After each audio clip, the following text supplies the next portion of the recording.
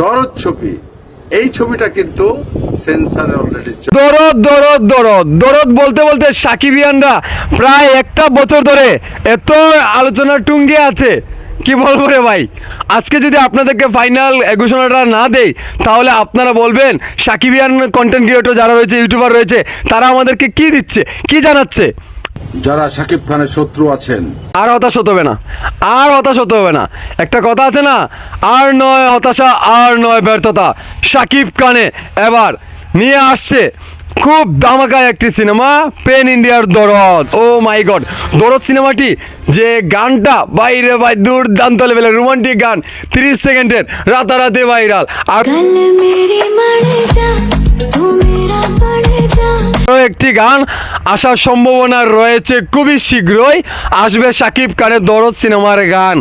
এই গানটা দেখে এত হাইপে উঠবে, তুফানের দুষ্টু কোকিল এই গানগুলোকে ছাড়িয়ে যাবে। দুষ্টু কোকিল ডাকে রে কো, এটার যে বিগ চমক দিবে আমাদের দরদের গান।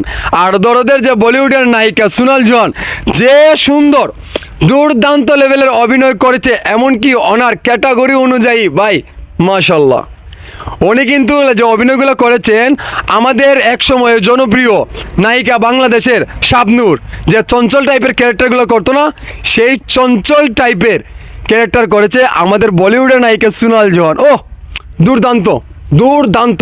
শুটিংয়ের সেট থেকে কিছু পিক ভাইরাল হয়েছে সোনাল জোহানের দরদের, সেটা কিন্তু নেট দুনিয়াতে ভাইরাল।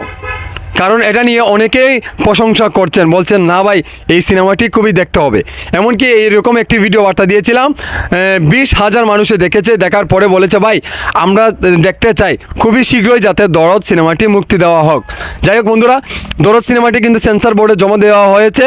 এবার শুধু সেন্সরের ছাড়পত্র পেয়ে গেলেই আমাদের কাম শেষ হয়ে যায়, আমরা দেখতে পারবো সিনেমা হলে গিয়ে শাকিব খানের এত বহু আলোচিত সমালোচিত সিনেমা দরদ।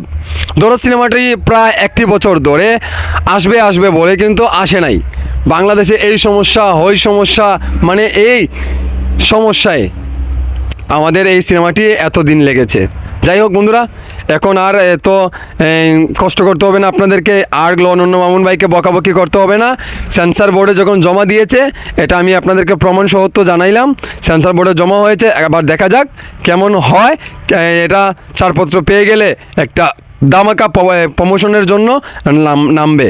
আর যারা যারা রেজিস্ট্রেশন করেছিলে আমাদের দরদ সিনেমার জন্য, আপনারা অনন্য মামুন ভাই ভেরিফাই ফেসবুকে গিয়ে আপনারা রেজিস্ট্রেশন করেছিলেন, সেই খবর বার্তা এখন কোনো নামগন্ধ পাচ্ছি না। এটা কি হবে কি হবে না, সাকিবিয়ানদেরকে নিয়ে কি অনুষ্ঠান একটা করা হবে বড় ধরনের, সেটা কিন্তু এখন পর্যন্ত আমরা জানতে পারছি না, এমনকি আমরা এই বিষয়টা জানিও না। এটা জানতে চাই প্রিয় সাকিবিয়ান, আপনাদের কাছে ভিডিওটি কেমন হয়েছে?